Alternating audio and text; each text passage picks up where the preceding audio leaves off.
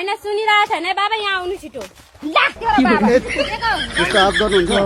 हो त्यही भएर गल्ती गर्नु हुँदैन क्या भएको क्या रे रन्डी भएर हिँड्नु भन्नु उसले पनि सुनिरहेछ यहाँ पर कुदेर आएर मरिरहेछ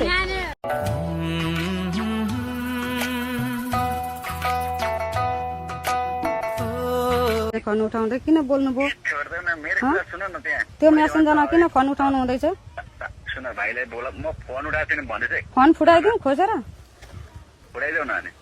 म मेरो पैसाले किनेको फोन नि होइन झगडा नगर मेरो पैसाले किनिदिएको फोन होइन झगडा नगर भन्दैछु मलाई यहाँनिर राँडी र साँडी रन्डी र सन्डी किन पार्दैछ यो मेरो सौता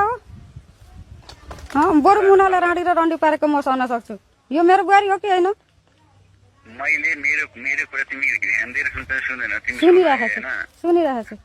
अब मैले भन्नु खोजेँ त्यो मान्छे लिएर जाऊ न उसलाई पनि विश्वास भएको लिएर जाऊ होइन मैले उसलाई बार बार पनि जहिले पनि प्राय भन्ने गर्छु भन्नु चाहिँ मेरो जेठो बुढो म स्वीकार्न आएको अरे मैले मेरो जेठो बुढो स्वीकार्थेँ भने मेरो बुढालाई पैसा पठाउँथेँ नि तपाईँलाई किन पठाउँथेँ म फेरि नि खोज्नु थालो के नि खोज्न थालेँ तपाईँसँग मैले भन्न पाएँ त मलाई धेरै फोन आइसक्यो कि मोबाइल फ्लाइटमा हालिदिन्छु भनेर फोन गरेँ त्यहाँ मलाई मेरो चाहिँ फ्लाइटमा राख्नु भएन नि फेरि फ्लाइटमा हालेपछि कसैको फोनै आउँदैन नि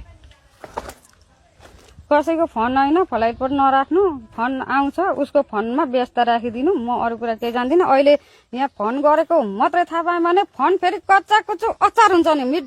मिडियाको अगाडि अचार बनाइदिन्छु म अहिले मकै बारीभित्र छु कि मिडियासित लिएर जाऊ होइन म यति कुरा भन्नु कि यहाँनिर यो घरको आन्टीहरूले कति के भनिरहेछन् भन्ने कुरो तपाईँलाई थाहा छ भोलि यो दिन मैले विदेशबाट पनि रुँदै यस्तो काम नगर्नु है बुढो भन्दाखेरि म गर्दिनँ भनेको कसम भनेको ब्याइजेत हुने भयो यार होइन तर मलाई चाहिँ के गर्न खोजेको